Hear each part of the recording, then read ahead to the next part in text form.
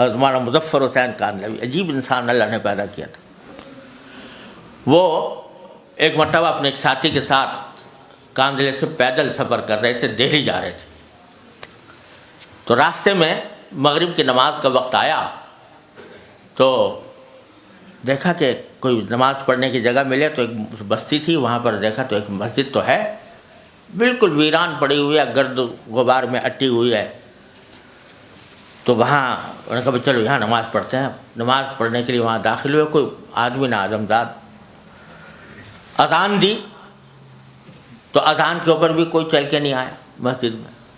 حضرت نے اس کے اوپر جھاڑو دی، گرد و غبار ہٹایا، اذان وہ پھر جو ساتھی تھے ان کے ساتھ مل کے جماعت کی۔ بعد میں بڑا افسوس ہوا کہ یا اللہ یہاں پر بستی میں مسلمان بھی موجود ہیں اور اذان کی آواز بھی ہوئی، کوئی بندہ نماز پڑھنے کے لیے نہیں آتا۔ تو حضرت بستی والوں کے پاس گئے جو مسلمان تھے، ان سے پوچھا کہ بھئی مسجد خالی ویران پڑی ہوئی ہے، آپ لوگ نماز کے لیے نہیں آتے؟ کہا جی بات اصل میں یہ ہے کہ ہمارے جو گاؤں کے جو نواب صاحب ہیں وہ الناس علی دین ملوکہم، تو وہ نماز سے بالکل بے پرواہ ہیں، دین سے غافل ہیں اور آتے نہیں، اگر وہ آنا شروع کر دیں تو ساری بستی نماز کو آ جائے گا۔ کہا کہ اچھا مجھے پتہ بتاؤ نواب صاحب کا۔ نواب صاحب کے پاس پہنچے، نواب صاحب سے کہا کہ بھائی آپ مسلمان ہو، مسجد ویران پڑی ہے، اگر آپ جایا کرو مسجد میں تو نماز بھی ہو جائے گی، آپ کو سارے انسانوں کا ثواب آپ کو ملے گا۔ تو حضرت کی باتوں میں اخلاص تو تھا، طبیعت پہ کچھ اثر تو ہوا، کہنے لگا کہ مولانا نماز پڑھنے کا تو میں چلا جاؤں مگر دو کام ایسے ہیں میں چھوڑ نہیں سکتا۔ کیا کام ہے؟ کہ ایک تو یہ کہ میں شراب پیتا ہوں اور میرے پاس فاحشہ عورتیں آتی ہیں، اور دوسری بات یہ کہ میں وضو نہیں کر سکتا، وضو میرے بس سے باہر، تو اس لیے نماز کیسے پڑھوں بغیر وضو کے؟ حضرت نے فرمایا کہ اچھا تو ایسا کرو، آپ ایک بات کا وعدہ کر لو۔ یعنی کیا؟ کہ بغیر وضو کے پڑھ لیا کرو نماز، بغیر وضو کے نماز پڑھ لیا کرو، لیکن وعدہ کر لو کہ نماز آپ جاؤ جو بغیر وضو کے پڑھو گے دوسرے لوگ دیکھ کے بھی آ جائیں گے۔ بغیر وضو کے نماز کیسے؟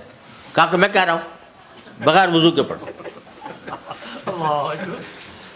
تو اس نے کہا اچھا یہ تو میں کر لوں گا، لیکن بغیر وضو کے میرے سمجھ میں آنے نا، کیسے؟ سمجھ میں آئے نہ آئے آپ مجھ سے وعدہ کر لو بغیر وضو کے پڑھنا۔ اور جہاں تک وہ اور باتوں کا تعلق ہے، وہ تم گھر میں جو کچھ کرتے ہو کرا کرو، لیکن نماز کو آ جائے گا، وعدہ کرو۔ اب اس کے بعد کوئی راستہ نہیں تھا، اس نے کہا جی اچھا وعدہ کرتا ہوں، کل ظہر کے وقت سے نماز کو جاؤں گا۔